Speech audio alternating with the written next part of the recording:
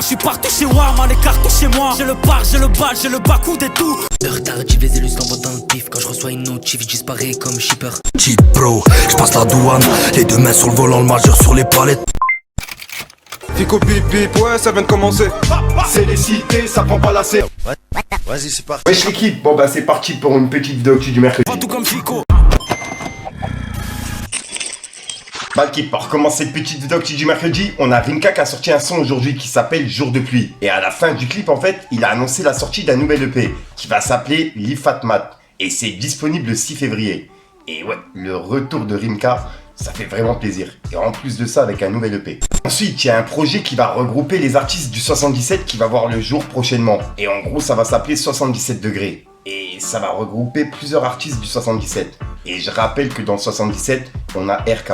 Et ouais, j'ai hâte d'écouter justement ce projet. Ensuite, il y a Universal Music qui a annoncé qu'il retire l'intégralité de ses morceaux de la plateforme TikTok. Et selon UMG, les revenus générés sur la plateforme sont les plus basses de tout le marché du streaming. Et voilà, donc en gros, tous les sons qui ont été faits par Universal Music ont été retirés de TikTok. C'est un truc de ouf. Dites-moi dans les commentaires ce que vous en pensez. Ensuite, il y a PLK qui vient de dévoiler la tracklist de la dernière partie de sa mixtape qui s'appelle Chambre 140. Et c'est la troisième partie. Et en gros, c'est disponible ce vendredi. Et dedans, on pourra retrouver Jul et Vakra en featuring avec PLK. Ensuite, on a Nino qui vient d'annoncer le Stade de France. En gros, il va faire un concert au Stade de France pour le 3 mai 2025. C'est une dinguerie. Et la billetterie, elle ouvre demain à 10h du matin pour les personnes intéressées. Et j'ai hâte de voir des images. Bon, ça se passe l'année prochaine, mais voilà quoi. Un Stade de France de Nino, ça va être une dinguerie. Le nombre justement de featuring qu'il a fait. Donc ouais, j'ai hâte de voir les invités et de voir justement ce Stade de France. Ensuite, ça je tenais à vous en parler puisque c'est en train de tourner un petit peu partout. Je rappelle que Useboy a gagné la saison 2 de Nouvelle École. Et en gros, il y avait une plainte qui avait été déposée sur lui pour VIOL. T'as capté? Et là, en gros, cette plainte, elle a été classée sans suite. Et il y a un article qui a été publié par Le Parisien. Et en gros, ça dit... La plainte pour VIOL visant le vainqueur de Nouvelle École sur Netflix, classée sans suite. Le rappeur entend désormais tourner la page et se concentrer sur sa carrière artistique, mise entre parenthèses depuis le début de cette affaire. Et c'est vrai que depuis qu'il a gagné Nouvelle École, cette affaire elle avait éclaté et on n'a plus entendu parler de lui, tu vois. Et là, du fait que c'est classé sans suite, il va être de retour justement sur les réseaux, etc. Donc voilà, dites-moi dans les commentaires ce que vous en pensez l'équipe. Et en gros, la fille qui avait porté plainte contre lui, elle a souhaité rester anonyme, tu vois. C'était une plainte anonyme. Donc en gros, on ne sait pas qui a porté plainte contre lui. Ensuite, il y a 404 Billy qui a annoncé qu'il est en train de faire un projet spécial pour les rappeurs indépendants. Et en gros, ça va être justement avec des rappeurs indépendants. Et ça va s'appeler No Major Tape. Et on peut voir qu'il a dit: les artistes présents dans la No Major Tape seront largement meilleurs que ceux dans les 11 rappeurs à suivre. Vous avez ma parole. On va faire l'album tranquillement et après, on va leur montrer c'est quoi des vrais talents. Et là, en gros, il est en train de dire que ça sera meilleur que les 11 rappeurs à suivre sur Bouscapé, t'as capté.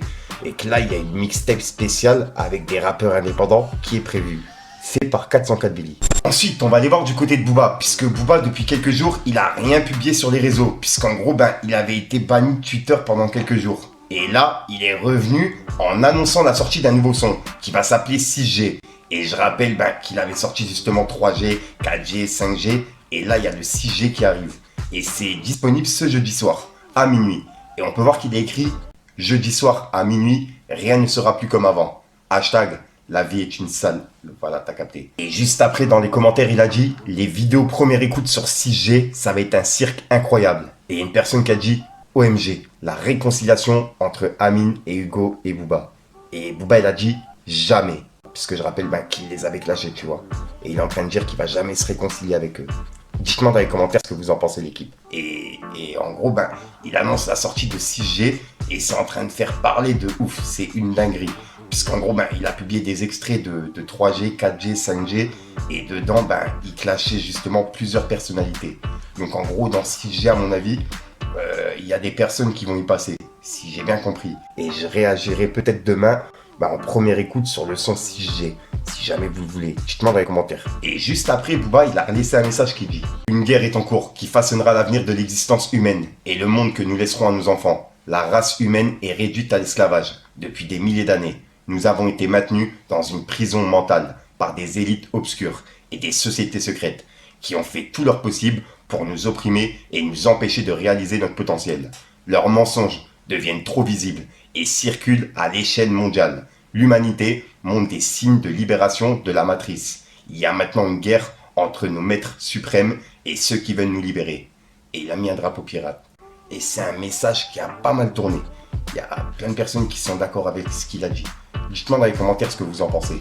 Et juste après, Booba, il a laissé un message à Ninho. Puisque je rappelle que Ninho, il avait annoncé qu'il était de retour dans pas longtemps. Et il y avait un truc qui était annoncé pour 18h. Et on va voir ça juste après.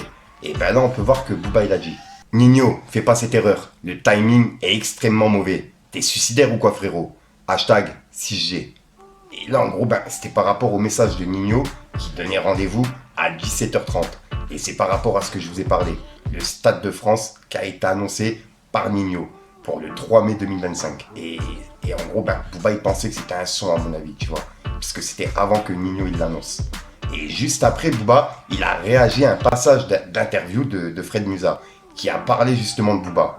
Et on peut voir qu'il a dit: Fred Musa, on n'a pas oublié le Vaxibus, où tu as fait le tour des banlieues pour faire piquer les enfants, avec zéro recul sur le vaccin. Tu devras rendre des comptes. On a encore les vidéos. Tu te souviens de notre visite surprise? Point d'interrogation. Et juste après, il a publié justement la photo du camion qui faisait la promotion du vaccin, tu vois, de Skyrock. Et on peut voir qu'il a dit: il a fait piquer vos enfants, sans aucun scrupule. Fred Musa, Skyrock. L'heure viendra où justice sera faite. Et il fait référence par rapport à ce que Fred Musa il a dit. Puisqu'en gros, sur Sud Radio, il y a Fred Musa qui a déclaré: c'est un artiste qui reste, sa carrière est exceptionnelle. Sur les influenceurs, il a fait un sacré boulot, puisque ça aboutit à une loi. Mais j'ai du mal à le suivre sur la partie hors rap. Et voilà. Et en gros, c'est ce qu'il a déclaré en interview. Plusieurs choses sur Booba. Déjà, il faut reconnaître quand même que c'est un artiste qui reste, qui est pareil, qui est arrivé lui en même temps que, il était là milieu des années 90. Il fait partie de la deuxième génération de rappeurs qui est arrivée après les NTM, IAM Solar, etc. Il est arrivé dans cette génération qu'on a appelé l'âge d'or du rap français, avec son groupe Lunatique.